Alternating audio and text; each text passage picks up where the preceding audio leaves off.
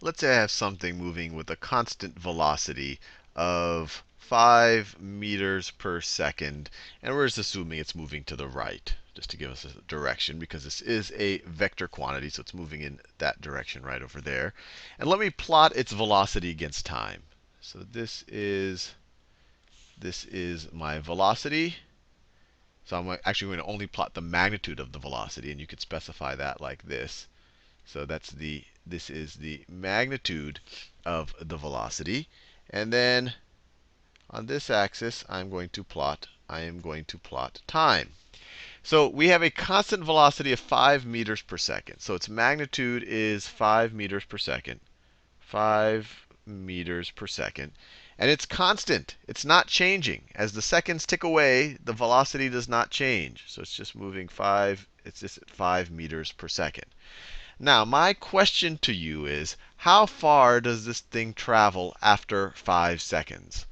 So after 5 seconds, so this is 1 second, 2 second, 3 second, 4 second, 5 seconds right over here. So how far did this thing travel after 5 seconds? Well, we could think about it two ways. One, we know that velocity is equal to displacement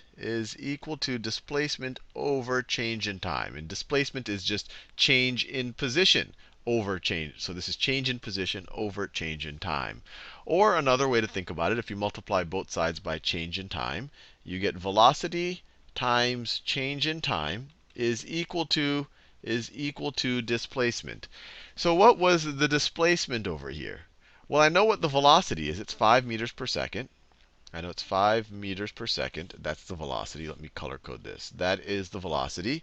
And we know what the change in time here. It is 5 seconds. It is 5 seconds. And so you get the seconds cancel out with the seconds. You get 5 times 5, 25 meters is equal to 25 meters. And that's pretty straightforward. But the slightly more interesting thing is that's exactly the area under this rectangle right over here. That is exactly this area right over here. And what I'm going to show you in this video, that is in general, if you plot velocity, the magnitude of velocity, so you could say speed versus time, or let me just stay with the magnitude of the velocity versus time, the area under that curve is going to be the distance traveled, or the displacement, because displacement is just the velocity times the change in time. So it's just, if you just take out a rectangle right over there.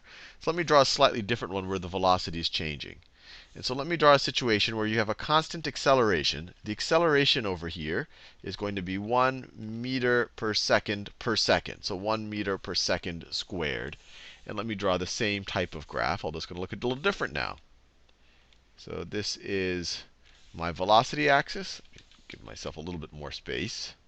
So this is my velocity axis. So I'm just going to draw the magnitude of the velocity. And this right over here is my time axis. So this is time. And let me mark some stuff off here. So 1, 2, 3, 4, 5, 6, 7, 8, 9, 10. And 1, 2, 3, 4, 5, 6, 7, 8, 9, 10. And the magnitude of velocity is going to be measured in meters per second. And the time is going to be measured in seconds. Time is going to be measured in seconds. So what's going to happen here, assuming that we start with, so my initial velocity, or I could say the magnitude of my initial velocity, so just my initial speed, you could say, this is just a fancy way of saying my initial speed is 0. So my initial speed is 0. So after 1 second, what's going to happen? After 1 second, I'm going 1 meter per second faster. So now I'm going 1 meter per second. After 2 seconds, what's happened? Well, now I'm going another meter per second faster than that. After another second, if I go forward in time, if change in time is 1 second, then I'm going a second faster than that. And if you remember the idea of slope from your Algebra 1 class, that's exactly what the acceleration is in this diagram right over here. The acceleration, we know that acceleration is equal to change in velocity over change in time. Over here, change in time is along the x-axis. So this right over here is a change in time. And this right over here is a change in velocity. So in this when we plot velocity, or the magnitude of velocity relative to time, the slope of that line is the acceleration. And since we're assuming the acceleration is constant, we have a constant slope. So we have just a line here. We don't have a curve. Now what I want to do is think about a situation. Let's say that we accelerate at 1 meter per second squared, and we do it for so the change in time is going to be 5 seconds. And my question to you is, how far have we traveled? Which is a slightly more interesting question than what we've been asking so far. So we start off with an initial velocity of 0.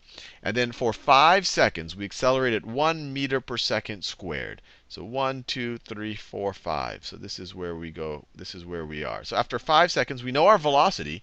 Our velocity is now 5 meters per second. 5 meters per second. But how far have we traveled? So we could think about it a little bit visually.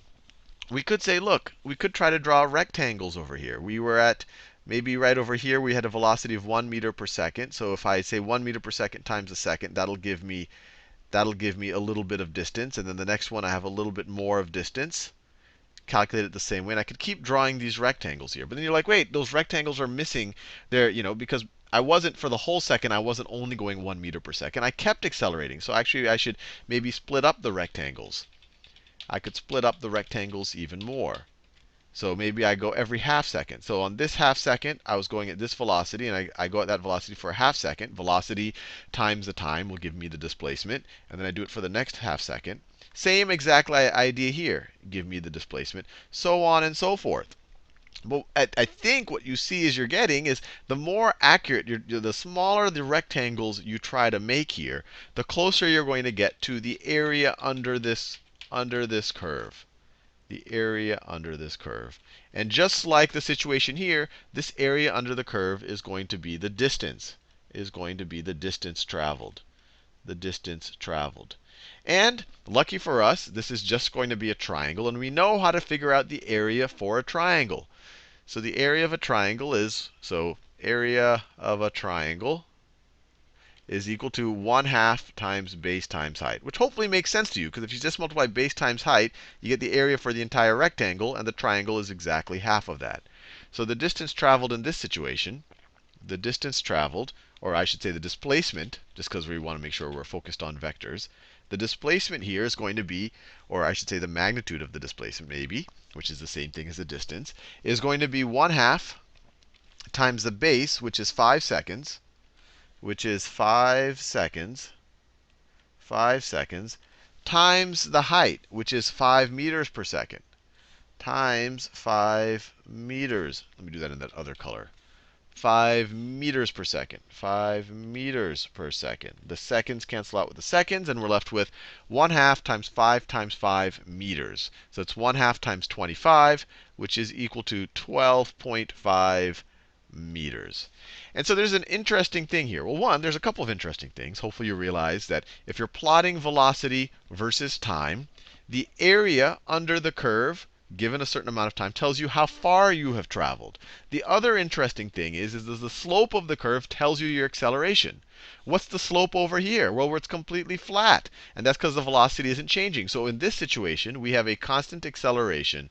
The magnitude of that acceleration is exactly 0. Our velocity is not changing. Here we have an acceleration of 1 meter per second squared. And that's why the slope of this line right over here is 1. The other interesting thing is even if you have constant acceleration, you can still figure out the distance by just taking the area under the curve like this. So we were able to figure out that we were able to get 12.5 meters.